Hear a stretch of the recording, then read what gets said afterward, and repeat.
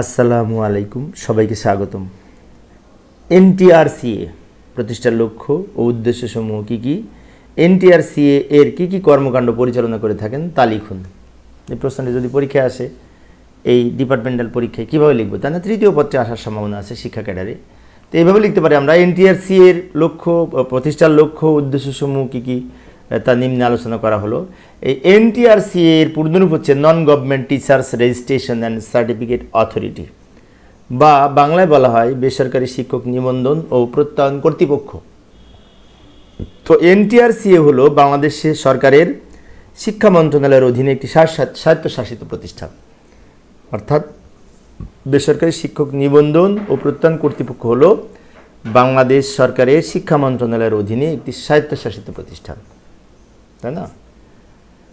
এবং এই এনটিআরসিএ 2005 সালে বেসরকারি এই শিক্ষক নিবন্ধন ও প্রত্যয়ন কর্তৃপক্ষ কার্যক্রমের আইনের দ্বারা প্রতিষ্ঠিত হয় এবং এর সদর দপ্তর ঢাকায় রমনাতে অবস্থিত।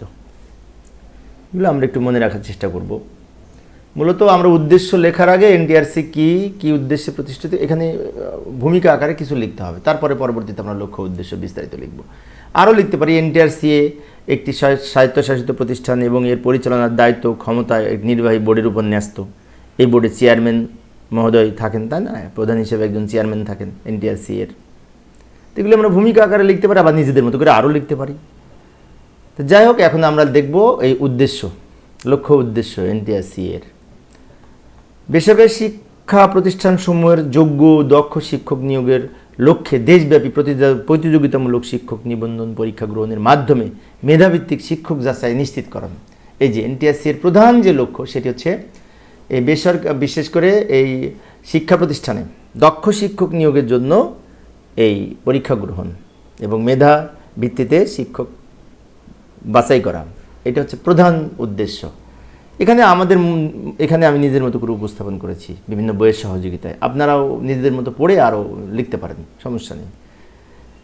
এছাড়াও দেশব্যাপী স্বচ্ছ দুর্নীতিমুক্ত কম্পিউটারাইজড পদ্ধতিতে প্রতিযোগিতামূলক নিবন্ধন পরীক্ষা গ্রহণ করা, তাই না? আমরা তো বিভিন্ন সময় এনটিআরসিতে দায়িত্ব পালন করে ডিউটি দিই, কমিটিতে থাকি, তখন দেখেছি পরীক্ষা গ্রহণ নিশ্চিতভাবে, বিশেষ করে দুর্নীতিমুক্তভাবে হয়ে থাকে।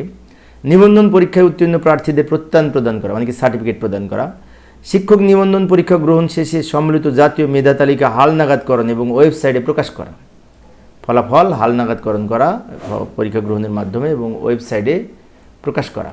এবং শিক্ষক নিয়োগের লক্ষ্যে দেশে বেসরকারি শিক্ষা প্রতিষ্ঠান হতে অনলাইনে রিকুইজিশন গ্রহণ করা, প্রাপ্ত শূন্য পদের বিপরীতে অনলাইনে আবেদনপত্র গ্রহণ এবং নিবন্ধন সনদধারী প্রার্থীদের মধ্য হতে এন্ট্রি লেভেলে বিশেষ করে মেধাভিত্তিক কম্পিউটারাইজ পদ্ধতিতে প্রার্থীদের শূন্য পদের বিপরীতে নির্বাচন করে যোগ্য ও মেধাবী শিক্ষক দ্বারা সার্বিক শিক্ষা ব্যবস্থার উন্নয়ন সাধন করা।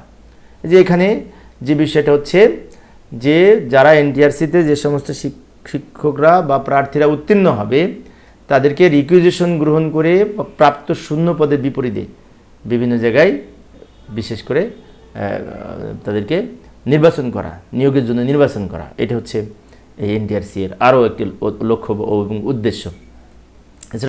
তো এবার আমরা দেখব এনটিআরসি এর যে সমস্ত কর্মকাণ্ড পরিচালনা করে থাকেন, তাই না? এই যে বেসরকারি শিক্ষা প্রতিষ্ঠানের শিক্ষক চাহিদা নিরূপণ করা, এটি একটি কাজ এনটিআরসি এর। শিক্ষকতা পেশায় নিয়োগের জন্য শিক্ষকদের প্রয়োজনীয় যোগ্যতা ও মান নির্ধারণ করা, এটাও কিন্তু এনটিআরসি এর অন্যতম কাজ। জাতীয়ভাবে শিক্ষকদের মান নির্ধারণ করা, তাই না? বেসরকারি শিক্ষা প্রতিষ্ঠানে এই শিক্ষক নির্বাচনের সুবিধার্থে বিধি দ্বারা নির্ধারিত পদ্ধতিতে পরীক্ষা গ্রহণের মাধ্যমে উত্তীর্ণ শিক্ষকদেরকে এই নিবন্ধন ও প্রত্যয়ন তালিকা প্রকাশ করার মাধ্যমে তাদেরকে বিশেষ করে প্রকাশ করার মাধ্যমে একটি ডেটা তৈরি করা, ডেটা বেস তৈরি করার মতো। এখানে বিশেষ করে আমরা নিজেদের মতো করে এগুলো লিখতে পারি, তারপরেও আমি বইয়ের সহযোগিতায় লিখতেছি। শিক্ষকতা পেশায় উন্নয়ন ও গুণগত মান বৃদ্ধির ক্ষেত্রে সরকারকে পরামর্শ প্রদান করা, প্রয়োজন হলে পরামর্শ প্রদান করবে। এবং এনটিআরসি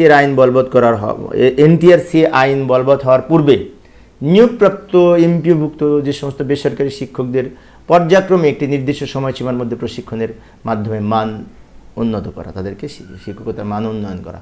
তো মূলত এনটিআরসি এর যে প্রধান উদ্দেশ্য এবং কর্মকাণ্ড, সেটি হচ্ছে শিক্ষক নির্বাচন, মেধার ভিত্তিতে শিক্ষক নির্বাচন এবং সেই শিক্ষকদেরকে বিভিন্ন বেসরকারি শিক্ষা প্রতিষ্ঠানে পদায়নের মাধ্যমে পদায়নের জন্য সুপারিশ করা বা নির্ধারণ করা, এই বিষয়টি এনটিআরসি দেখে থাকেন।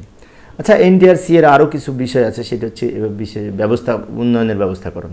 কারণ এনটিআরসি এর সম্পর্কে আমাদের এখানে কিছু মতামত যে কীভাবে উন্নয়ন সাধন করা যায়, তাই না? উপযুক্ত কার্যাবলী এবং এনটিআরসি আইনের অধীনে অন্যান্য উদ্দেশ্য পূরণকল্পে প্রয়োজনীয় আনুষঙ্গিক কার্যাবলী সম্পাদন করতে হবে। অর্থাৎ যে সমস্ত শিক্ষকদের উন্নয়নের জন্য আরও যে সমস্ত আনুষঙ্গিক কার্যক্রম আছে সেগুলো কিন্তু উন্নয়ন করতে হবে। বিধি এবং প্রবিধান দ্বারা নির্ধারিত দায়িত্ব পালন করতে হবে, এগুলো ব্যাখ্যা দিতে হবে, কিন্তু বারবার বলছি, এই যে এই নিচেরগুলি ব্যাখ্যা দিতে হবে। সরকার প্রদত্ত অন্যান্য দায়িত্ব পালন করবে। সুতরাং পরিশেষে বলা যায় বেসরকারি শিক্ষক নিবন্ধন ও প্রত্যয়ন কর্তৃপক্ষ অর্থাৎ এনটিআরসিএ এই বেসরকারি শিক্ষা প্রতিষ্ঠানসমূহের যোগ্য শিক্ষক নিয়োগদানের ক্ষেত্রে গুরুত্বপূর্ণ ভূমিকা পালন করে থাকে।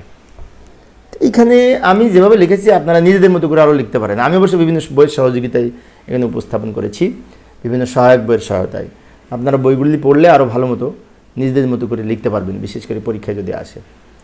তো প্রিয় সুধীবৃন্দ, এই ছিল আজকের আলোচনা। পরিশেষে সবাই ভালো থাকবে এবং সুস্থ থাকবে এই কামনায়। খোদা হাফেজ।